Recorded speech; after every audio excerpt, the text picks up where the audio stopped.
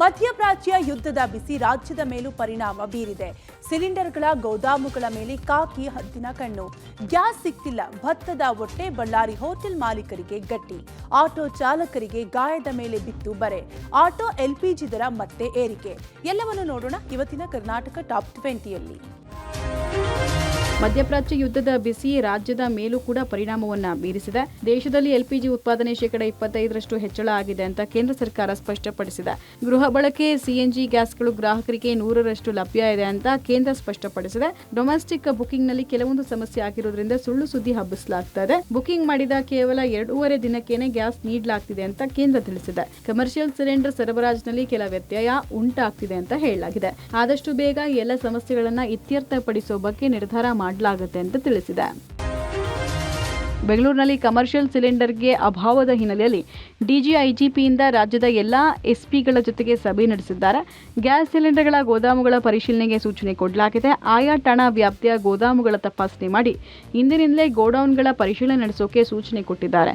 Stock ಎಷ್ಟಿದೆ, ಪ್ರತಿನಿತ್ಯ ಎಲ್ಲಿಂದ ಎಲ್ಲಿಗೆ ಸಪ್ಲೈ ಆಗ್ತಿದೆ, ಎಷ್ಟು ದಿನಗಳವರೆಗೂ ಸ್ಟಾಕ್ ಇದೆ ಎಂಬುದರ ಬಗ್ಗೆ ಮಾಹಿತಿ ಸಂಗ್ರಹ ಮಾಡೋಕೆ ತಿಳಿಸಲಾಗಿದೆ. ಇದು ಸ್ಟಾಕ್ ಇದ್ದು ಇಲ್ಲ ಅಂತ ಬ್ಲಾಕ್ನಲ್ಲಿ ಮಾರೋರ ಮೇಲೆ ನಿಗಾ ಇಡೋಕೆ ಸೂಚನೆ ಕೊಡಲಾಗಿದೆ. ಹಾಗೇನಾದ್ರೂ ಬ್ಲಾಕ್ನಲ್ಲಿ ಮಾರಾಟ ಮಾಡಿದ್ರೆ ಮುಲಾಜಿಲ್ಲದೆ ಕೇಸ್ ದಾಖಲು ಮಾಡುವುದಕ್ಕೂ ತಿಳಿಸಲಾಗಿದೆ. ಸ್ಟಾಕ್ ಇದ್ದು ಇಲ್ಲ ಅನ್ನೋ ಏಜೆನ್ಸಿಗಳ ವಿರುದ್ಧವೂ ಕೇಸ್ ದಾಖಲಾತಿಗೆ ಪ್ಲಾನ್ ಮಾಡಲಾಗಿದೆ. ಸರಾಗವಾಗಿ ಗೋಡೌನ್ನಿಂದ ಸ್ಟಾಕ್ ಹೋಗ್ತಾ ಇದೆಯಾ ಅಂತ ತಪಾಸಣೆಗೆ ಸೂಚನೆ ಕೊಡಲಾಗಿದೆ. ಇಂದಿನಿಂದಲೇ ನಗರದ ಎಲ್ಲಾ ಗೋಡೌನ್ಗಳನ್ನು ಪರಿಶೀಲನೆ ನಡೆಸಲಾಗುವುದು. ಕಮರ್ಷಿಯಲ್ ಸಿಲಿಂಡರ್ಗಳ ಅಭಾವ ಹಿನ್ನೆಲೆ ಗಣಿ ಜಿಲ್ಲೆ ಬಳ್ಳಾರಿಯಲ್ಲಿ ಹೋಟೆಲ್ ಮಾಲೀಕರು ಹೊಟ್ಟಿನ ಒಲೆಗಳಿಗೆ ಮೊರೆ ಹೋಗಿದ್ದಾರೆ. ಬಳ್ಳಾರಿಯ ಜನತಾ ಹೋಟೆಲ್ನ ಮಾಲೀಕರು ಭತ್ತದ ಹೊಟ್ಟಿನ ಒಲೆಗೆ ಮೊರೆ ಹೋಗುವ ಮೂಲಕ ಒಲೆಗಳಲ್ಲಿಯೇ ಅಡುಗೆ ಮಾಡುತ್ತಿದ್ದಾರೆ. ಇದೇ ವೇಳೆ ಪಬ್ಲಿಕ್ ಟಿವಿ ಜೊತೆ ಮಾತನಾಡಿದ ಹೋಟೆಲ್ ಮಾಲೀಕರು, ಕಟ್ಟಿಗೆ ಹಾಗೂ ಹೊಟ್ಟಿನ ಒಲೆಗಳಲ್ಲಿ ಹೆಚ್ಚು ಕೆಲಸ ಮಾಡಲು ಆಗೋದಿಲ್ಲ. ಈಗಾಗಲೇ ನಾವು ಗ್ಯಾಸ್ ಒಲೆಗಳಿಗೆ ಹೊಂದಿಕೊಂಡಿದ್ದೇವೆ. ಟೀ, ಕಾಫಿ, ಪೂರಿ ಹಾಗೂ ದೋಸೆ ಸೇರಿದಂತೆ ಅನೇಕ ತಿಂಡಿಗಳನ್ನ ಕಟ್ಟಿಗೆ ಹಾಗೂ ಹೊಟ್ಟಿನ ಒಲೆ ಮೇಲೆ ಮಾಡೋಕೆ ಆಗೋದಿಲ್ಲ. ಹೀಗೆ ಆದ್ರೆ ಹೋಟೆಲ್ಗಳಲ್ಲಿ ಕಾಫಿ, ಟೀ ಬಂದ್ ಮಾಡಬೇಕಾಗುತ್ತದೆ. ಈಗಾಗಲೇ ಹಲವು ಕಡೆ ಪೂರಿ ಮಾಡೋದನ್ನ ಬಂದ್ ಮಾಡಿದ್ದೀವಿ. ತಾತ್ಕಾಲಿಕವಾಗಿ ಹೊಟ್ಟಿನ ಒಲೆ ಬಳಕೆ ಮಾಡಬಹುದು, ಆದರೆ ದೀರ್ಘಕಾಲಕ್ಕೆ ಬಳಕೆ ಸಾಧ್ಯವಿಲ್ಲ ಎಂದಿದ್ದಾರೆ. ಸರ್, ನಮ್ದು 56 ವರ್ಷದ ಹೋಟ್ಲಿದು. ನಮ್ದು ಆ್ಯಕ್ಚುಲಿ ಮೊದಲಿಂದನೂ ಒಟ್ಟು ಮತ್ತು ಗ್ಯಾಸ್ ಎರಡೂ ಇತ್ತು. ನಾವು ಈಗ ಈ ನಡುವೆ ಒಟ್ಟನ್ನು ಸಂಪೂರ್ಣ ಕಮ್ಮಿ ಮಾಡಿ ಗ್ಯಾಸ್ ಬಗ್ಗೆ 90% ಅವಲಂಬನೆ ಆಗಿದ್ವಿ. ಈಗ 3 ದಿನದಿಂದ ಗ್ಯಾಸ್ ಸಿಗ್ತಾನೆ ಇಲ್ಲ. ಅದಕ್ಕೆ ನಾವು 2 ದಿನ ಕೆಳಗೆ ಮತ್ತೆಲ್ಲ ಇದನ್ನೆಲ್ಲ ಫುಲ್ ಆಲ್ಟ್ರ್ ಮಾಡಿ ಇವತ್ತಿಂದ ಫುಲ್ ಕಂಪ್ಲೀಟ್ 24x7 ಇದರಲ್ಲೇ ಕೆಲಸ ಮಾಡ್ತಾ ಇದ್ದೀವಿ. ಈಗ ಅಮೆರಿಕದ ನೆಲೆಗಳು ಮತ್ತು ಮಧ್ಯಪ್ರಾಚ್ಯ ದೇಶಗಳ ಯುದ್ಧ ಬೆಂಗಳೂರಿಗರಿಗೆ ಶಾಕ್ ಕೊಟ್ಟಿದೆ. 2 ದಿನದಲ್ಲಿ ಆಟೋ ಎಲ್ಪಿಜಿ ಬೆಲೆಯಲ್ಲಿ 10 ರೂಪಾಯಿ ಏರಿಕೆ ಆಗಿದೆ. ಅಲ್ಲದೆ ನೋ ಡಿಸ್ಕೌಂಟ್, ನೋ ಆಫರ್ ಅಂತ ಪೋಸ್ಟರ್ ಹಾಕಿದ್ದಾರೆ. ದರ ಏರಿಕೆಗೆ ಸಹಕರಿಸಿ ಅಂತ ಯಶವಂತಪುರ ಮಾರ್ಕೆಟ್ ಬಳಿ ಇರುವ ಎಲ್ಪಿಜಿ ಬಂಕ್ ಮಾಲೀಕರು ಮನವಿ ಮಾಡಿದ್ದಾರೆ. ಇತ್ತ ದರ ಏರಿಕೆಯಿಂದ ಆಟೋ ಚಾಲಕರು ಕಂಗಾಲಾಗಿ ಹೋಗಿದ್ದಾರೆ. ಇರಾನ್ ಇಸ್ರೇಲ್ ವಾರ್ ಎಫೆಕ್ಟ್ ಹಿನ್ನೆಲೆಯಲ್ಲಿ ಉಂಟಾಗ್ತಾ ಇರುವಂತಹ ಗ್ಯಾಸ್ ಸಮಸ್ಯೆ ಸದ್ಯ ಮುಂದುವರಿತಾ ಇದೆ.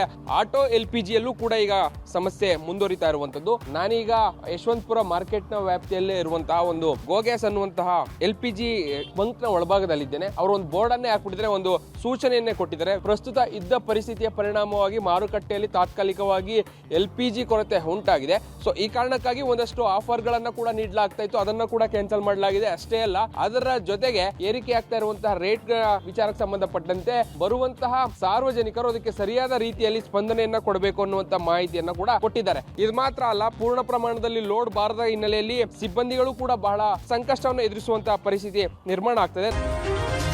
ಕದನ ವಿರಾಮದ ಚರ್ಚೆಗಳ ನಡುವೆ ಮಧ್ಯಪ್ರಾಚ್ಯದಲ್ಲಿ ಅನಿಶ್ಚಿತತೆ ಕಾಡುತ್ತಿದೆ. ಹರ್ಮುಜ್ ಜಲಸಂಧಿ ಬಂದಾಗಿರುವ ಪರಿಣಾಮ ಜಾಗತಿಕ ಮಟ್ಟದಲ್ಲಿ ಕಚ್ಚಾ ತೈಲದ ಅಭಾವ ಸೃಷ್ಟಿಯಾಗುತ್ತಿದೆ. ಈ ಭಾಗದಲ್ಲಿ ಬಿಗಿ ಹಿಡಿತ ಸಾಧಿಸಿರುವ ಇರಾನ್ ಈಗ ಭಾರತದ ಬೆನ್ನಿಗೆ ನಿಂತಿದೆ. ಹರ್ಮುಜ್ ಜಲಸಂಧಿಯಲ್ಲಿ ಬಿಗಿ ಹಿಡಿತದ ನಡುವೆ ಹರ್ಮುಜ್ ಜಲಸಂಧಿ ಕ್ರಾಸ್ ಮಾಡಿ ಭಾರತಕ್ಕೆ ಹಡಗು ಬಂದಿದೆ.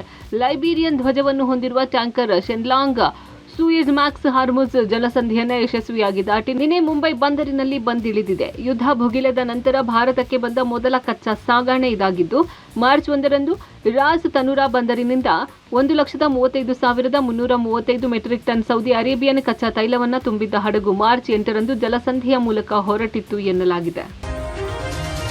ಒಂದು ಕಡೆ ಅಮೆರಿಕ ಯುದ್ಧದಿಂದ ಕದನ ವಿರಾಮ ಮಂತ್ರ ಜಪಿಸುತ್ತಿದ್ರೆ, ಮತ್ತೊಂದು ಕಡೆ ಇರಾನ್ ಅಮೆರಿಕವನ್ನ ಗುರಿಯಾಗಿಸಿಕೊಂಡು ತನ್ನ ದಾಳಿಯನ್ನ ಮುಂದುವರೆಸಿದೆ. ಇಷ್ಟು ದಿನ ಅಮೆರಿಕದ ಸೇನಾ ನೆಲೆ, ವಾಯುನೆಲೆಗಳನ್ನ ಹುಡುಕಿ ಹೊಡೆಯುತ್ತಿದ್ದ ಇರಾನ್ ಈಗ ಹರ್ಮುಜ್ ಜಲಸಂಧಿಯಲ್ಲಿರುವ ಅಮೆರಿಕ ಹಡಗುಗಳನ್ನ ಟಾರ್ಗೆಟ್ ಮಾಡುತ್ತಿದೆ. ಅಮೆರಿಕ ಮಾಲೀಕತ್ವದ ಒಂದು ತೈಲ ಟ್ಯಾಂಕರ್ ಸೇರಿ ಒಟ್ಟು 2 ಟ್ಯಾಂಕರ್ಗಳನ್ನ ಹರ್ಮುಜ್ ಜಲಸಂಧಿಯ ಸನಿಹದ ಪರ್ಷಿಯನ್ ಗಲ್ಫ್ನಲ್ಲಿ ಇರಾನ್ ಆತ್ಮಾಹುತಿ ದಾಳಿಯ ಮೂಲಕ ಹೊಡೆದು ಹಾಕಿದೆ. ತೈಲ ಟ್ಯಾಂಕರ್ನಲ್ಲಿ ಒಟ್ಟು 27 ಸಿಬ್ಬಂದಿ ಇದ್ದು, ಭಾರತೀಯ ಸೇರಿ ಒಟ್ಟು 2 ಮೃತಪಟ್ಟಿದ್ದಾರೆ. ಸದ್ಯ ಹರ್ಮುಜ್ ಜಲಸಂಧಿಯಲ್ಲಿ ಮತ್ತಷ್ಟು ಬಿಕ್ಕಟ್ಟು ಸೃಷ್ಟಿಯಾಗಿದೆ. 13ನೇ ದಿನಕ್ಕೆ ಕಾಲಿಟ್ಟಿರುವ ಯುದ್ಧ ಈಗ ಬೇರೆಯದ್ದೇ ಹಂತ ತಲುಪಿದೆ.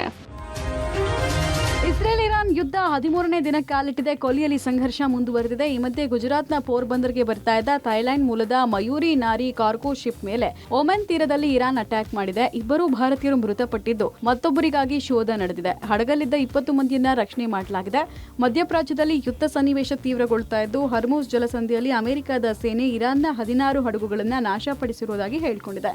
ಇನ್ನು ಮಯೂರಿ ನಾರಿ ಹಡಗಿನ ಮೇಲೆ ಇರಾನ್ ದಾಳಿಗೆ ಭಾರತ ಖಂಡಿಸಿದೆ.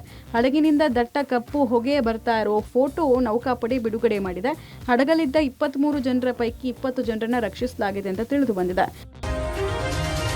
ಇರಾನ್, ಅಮೆರಿಕ ಮತ್ತು ಇಸ್ರೇಲ್ ನಡುವಿನ ಯುದ್ಧ ಈಗ 13ನೇ ದಿನಕ್ಕೆ ಕಾಲಿಟ್ಟಿದೆ. ಕದನ ವಿರಾಮದ ಮಾತುಗಳು ಕೇಳಿ ಬಂದರೂ ಕೂಡ ಯುದ್ಧ ತಣ್ಣಗಾಗುವ ಯಾವ ಲಕ್ಷಣಗಳು ಕಾಣುತ್ತಿಲ್ಲ. ಒಂದು ಕಡೆ ಯುದ್ಧ ವಿರಾಮ ಅಂತ ಯುಎಸ್ ಹೇಳುತ್ತಿದೆ, ಮತ್ತೊಂದು ಕಡೆ ಹಲವು ಷರತ್ತುಗಳನ್ನು ಇರಾನ್ ಇಡುತ್ತಿದೆ. ಇದರ ನಡುವೆಯೂ ಯುದ್ಧ ಜಾರಿಯಲ್ಲಿದೆ. ಹರ್ಮುಜ್ನಲ್ಲಿ ಅಮೆರಿಕ ತೈಲ ಟ್ಯಾಂಕರ್ ಹೊಡೆದುರುಳಿಸಿದ ಕೆಲವೇ ಗಂಟೆಗಳ ಅಂತರದಲ್ಲಿ ಯುಎಸ್ನ ಸೆಂಟ್ರಲ್ ಕಮಾಂಡ್ ಇರಾನ್ನ ಹಲವು ವಾಯುನೆಲೆಗಳ ಮೇಲೆ ಭೀಕರ ದಾಳಿ ನಡೆಸಿದೆ. ಇರಾನ್ನ ಅತ್ಯಾಧುನಿಕ ಏರ್ಕ್ರಾಫ್ಟ್ಗಳನ್ನು ಧ್ವಂಸಗೊಳಿಸಿದೆ.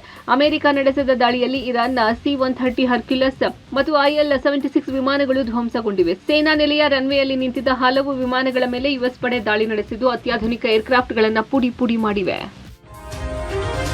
ಅಮೆರಿಕದ ನೆಲೆಗಳು ಮತ್ತು ಮಧ್ಯಪ್ರಾಚ್ಯ ದೇಶಗಳ ಮೇಲೆ ನಡೀತಾ ಇರುವ ದಾಳಿ ಕೊನೆಯಾಗಬೇಕಾದ್ರೆ ನಮ್ಮ 3 ಷರತ್ತುಗಳನ್ನು ಒಪ್ಕೊಳ್ಬೇಕು ಅಂತ ಇರಾನ್ ಹೇಳಿದೆ. ಇರಾನ್ ಅಧ್ಯಕ್ಷ ಮಸೌದ್ ಪೆಜೆಶ್ಕಿಯಾನ್ ಅವರು ಇರಾನ್ನ ಕಾನೂನುಬದ್ಧ ಹಕ್ಕುಗಳನ್ನು ಗುರುತಿಸಬೇಕು, ಸಂಘರ್ಷದ ಸಮಯದಲ್ಲಿ ಉಂಟಾದ ಹಾನಿಗಳಿಗೆ ಪರಿಹಾರವನ್ನು ನೀಡಬೇಕು, ಭವಿಷ್ಯದಲ್ಲಿ ಆಕ್ರಮಣ ಮಾಡೋದಿಲ್ಲ ಅಂತ ದೃಢವಾದ ಅಂತಾರಾಷ್ಟ್ರೀಯ ಖಾತ್ರಿಗಳನ್ನ ನೀಡಬೇಕು ಅಂತ ಎಕ್ಸ್ನಲ್ಲಿ ಪೋಸ್ಟ್ ಮಾಡಿದ್ದಾರೆ. ರಷ್ಯಾ ಮತ್ತು ಪಾಕಿಸ್ತಾನದ ನಾಯಕರ ಜೊತೆಗೆ ಮಾತನಾಡೋ ವೇಳೆ ನಾನು ಈ ವಿಚಾರಗಳ ಬಗ್ಗೆ ಮಾತಾಡಿದ್ದೀನಿ. ಈ ಪ್ರದೇಶದಲ್ಲಿ ಶಾಂತಿಗೆ ಇರಾನ್ನ ಬದ್ಧತೆಯನ್ನು ನಾನು ಪುನರುಚ್ಚರಿಸಿದ್ದೀನಿ.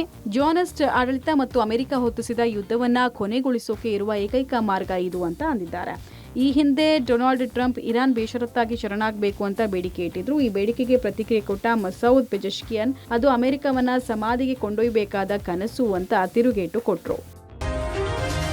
ಇರಾನ್ ವಿರುದ್ಧದ ಯುದ್ಧದಲ್ಲಿ ಈಗ ಮತ್ತೊಂದು ಪಡೆ ಅಖಾಡಕ್ಕಿಳಿಯುವ ಸಾಧ್ಯತೆ ಇದೆ. ಇಷ್ಟು ದಿನ ಕುರ್ದಿಶ್ ಬಂಡುಕೋರರ ಪಡೆ ಇರಾನ್ ಮೇಲೆ ಯುದ್ಧ ಸಾರಲಿದೆ ಎಂದೇ ಹೇಳಲಾಗ್ತಾ ಇತ್ತು. ಆದರೆ ಯುದ್ಧ ಶುರುವಾಗಿ 12 ದಿನ ಕಳೆದ್ರು.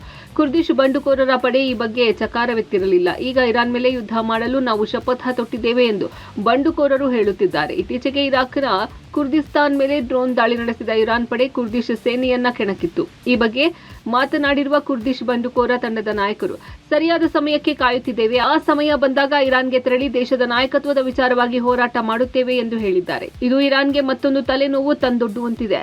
ಕುರ್ದಿಶ್ ಬಂಡುಕೋರರು ದಶಕಗಳಿಂದ ಇರಾನ್ನ ಸರ್ಕಾರ ಹಾಗೂ ಇಸ್ಲಾಮಿಕ್ ರೆವಲ್ಯೂಷನರಿ ಗಾರ್ಡ್ ಕಾರ್ಪ್ಸ್ ವಿರುದ್ಧ ಹೋರಾಟ ಮಾಡುತ್ತಿದೆ.